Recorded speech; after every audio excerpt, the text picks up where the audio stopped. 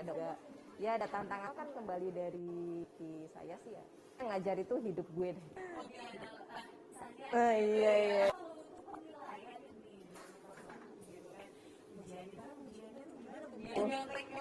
Iya. Seperti apa pengaturannya? Tapi kalau mau ngomongin ujian tanpa garam, budget kayaknya kita mau ngeteh dulu aja gimana?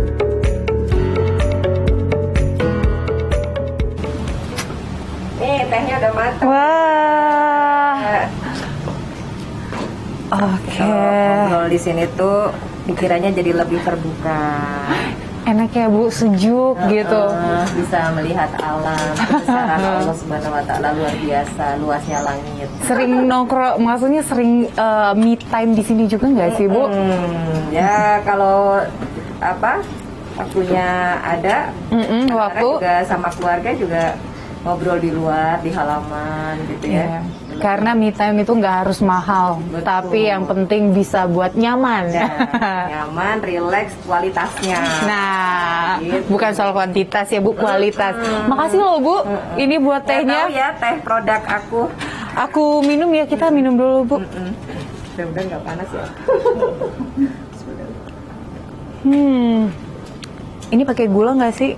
Atau saya pas lihat Ibu jadinya manis ya? Ya, Ibu. Nah, ngomongin soal ujian. Nah, gimana tuh Bu? Keluar, Iya benar. Pikirannya jadi luas gitu ya. Biar nggak usah berat-berat terus ya. Kalau bahas berat terus lihat yang hijau-hijau jadi agak lebih rileks. Udah banyak ujian dalam kehidupan. Ya. Betul. Apalagi di tengah pandemi itu banyak ujian banget. Kayaknya ujian terus deh Bu ini. Terus, ya. Udah 2 tahun. BPJS. Nah, tapi ujiannya udah lulus tadi, JHT udah direvisi sama Bu Menteri gitu ya. Tinggal BPJS nih. Insya Allah juga pasti Amin. Diperbaiki lah insya Allah. Kalau ujian buat mahasiswa selama pandemi ini ya, kita sih lebih banyak kasih tugas, bikin makalah, jadi makarya sendiri gitu ya. Satu mahasiswa bikin produk satu makalah yang harus membaca minimal sekian referensi buku gitu, dan kita pasti tahu mana yang makalahnya copy paste, mana yang create sendiri gitu. Ya karena udah lama ngajar ya, jadi pasti bisa tahu lah. Terus kita juga ada penilaian dengan presentasi. Kalau presentasi kan live langsung tuh di depan kita pada saat Zoom Meet ya, pada saat kuliah online. Jadi anak-anak presentasi, menyampaikan materi, jadi kita bisa menangkap penguasaan konten materinya tuh dipahami atau tidak. Gitu. Sebenarnya kalau buat saya tuh proses belajar tuh nggak, lebih kepada proses usaha mahasiswa untuk mau belajar dan mau menambah pemahaman ilmu gitu sih ya. Kita kan ilmu itu sebenarnya untuk diaplikasikan kan, bukan hanya knowledge aja untuk dihafalkan gitu. Jadi lebih kepada aplikasinya ya. Kemudian juga yang lebih kita lihat lagi itu adalah karakter anak-anak pada saat belajar online tuh, sikap belajarnya seperti apa. Itu kan tantangan juga kan. Kalau di kelas kan bisa harus rapi, tapi kan kalau di online kita akan lihat, dan disitulah kita menanamkan banyak sekali karakter building kepada anak-anak. Jadi lebih kepada proses ya kalau saya bilang.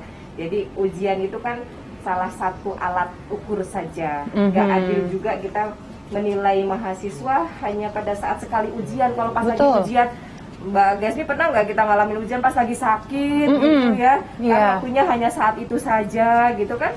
Nggak fair. Sementara kita proses belajar itu 1 semester. Jadi ujian sih bukan segala-galanya, tapi itu hanya alat untuk mengevaluasi aja sudah sejauh mana mahasiswa memahami gitu. Dan itu bisa kita lakukan sambil proses ketika diskusi-diskusi di kelas, itu juga saya ambil penilaian.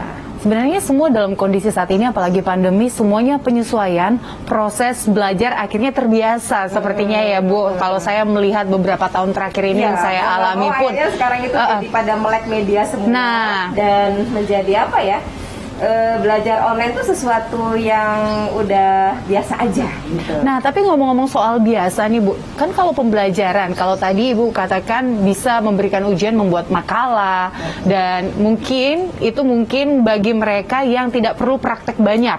Nah, kalau untuk mahasiswa yang memerlukan praktek banyak, misalnya kalau kita ngomong soal kesehatan, kan mereka harus terjun langsung, bagaimana melihat cara yang menyuntik dan segala macam. Nah, kalau menurut Ibu dengan kondisi saat ini untuk belajar mengajar seperti itu, Ya, kalau solusinya seperti yang apa, Bu? membutuhkan praktek, saya rasa tetap harus ada kesempatan praktek ya. Karena tadi ilmu itu kan sebenarnya kuncinya ada di implementasi ya, Iya. bukan hanya sekedar knowledge aja gitu ya, ataupun menghafal. Makanya kalau ujian tuh saya nggak suka tuh pakai pertanyaan nomor 1, nomor 2, nomor 3 kayak jadi ngapalin banget. Tapi kan kalau makalah itu dia bisa mengeksplorasi idenya, pandangannya gitu kan, juga mengekspresikan semua pemahamannya di dalam tulisan itu. Nah, kalau untuk yang perlu praktek seperti ya tadi ya, jurusan kesehatan, ya, dokter atau perawat, saya rasa itu tetap butuh ada praktek ya. Dan mungkin tinggal diatur tentang prokesnya gitu ya, protokol kesehatannya, jaga jaraknya, mungkin sekali praktek itu sekian mahasiswa di ruangan yang tidak, ya ruangannya luas lah, tidak sempit gitu ya, lebih sehat, yang sirkulasi udaranya juga lebih lancar gitu. Penyesuaian dan belajar. Adaptasi, betul. Bu Fida kan ini seorang akademisi, menjadi anggota DPR juga, dan sekarang berada di Balek. Untuk Balek sendiri lagi bahas apa sih, Bu, ini isunya? Di Balek ya, saya di Balek belum lama sih sebenarnya ya, baru pas saat pembahasan RUU TPKS kemarin dimulai kita masuk. Ya baru berapa bulan lah belajar di Balek. Di Balek ini sebenarnya sih sejalan sama latar belakang pendidikan ya, karena kan kita jurusannya tentang administrasi publik, dan itu khususnya saya mengambil tentang kebijakan publik ya, policy. Nah, di Balek lagi banyak banget dibahas RUU. Kemarin dalam waktu dekat ini insya Allah katanya sih akan ada pembahasan kembali RUU TPKS ya, kemudian Dikdok ya, RUU Dikdok kan sudah selesai dari DPR ya, sama ke RUU TPKS, kemudian diserahkan ke pemerintah, dan sudah keluar surpresnya untuk kembali kepada DPR, dibahas bersama-sama dengan DPR ya. Kemudian ada beberapa RUU provinsi yang belum selesai ya, kemarin kan baru separuh tuh yang selesai. Ini ada Provinsi Bali dan beberapa provinsi lain gitu ya, RUU provinsi, dan beberapa agenda prolek yang tahun 2022 harus dikejar juga nih Mbak gitu ya. Artinya ini kan amanah dari DPR gitu ya, harus kita kerjakan secara maksimal. Cuma memang kita kadang-kadang sedihnya di Balek ini pembahasan itu kadang-kadang sangat cepat banget gitu ya. Kalau secara akademisi saya gitu ya, yang mempelajari tentang proses kebijakan itu harus ada naskah akademis gitu ya, harus ada di dalam naskah akademik itu harus ada kajian-kajian, terus konten pasal, batang tubuh pasal-pasal itu juga harus benar-benar bisa dipertanggungjawabkan, terus ada proses partisipasi publiknya, partisipasi masyarakatnya, itu kayaknya jadi sekarang itu agak berkurang gitu ya, karena kayak ngejar tayang semuanya, kayak IKN tiba-tiba selesai gitu ya. Kemudian apalagi tuh kemarin yang tiba-tiba revisi ini ya, RUU apa namanya, P3 ya, kita namanya P3, bukan partai ya, apa namanya, penyusunan peraturan perundang-undangan, itu juga baru dibahas berapa kali udah langsung dibawa ke paripurna. Jadi seperti ada terkesan terburu-buru ya di sana. Banyak banget yang buru-buru gitu. Kalau menurut kami dari sisi akademisi ya harusnya tuh benar-benar dibaca per kata, karena setiap kata itu kan, setiap diksi kalimat yang ada di dalam peraturan perundang-undangan itu memiliki makna, dan itu konsekuensinya tuh banyak.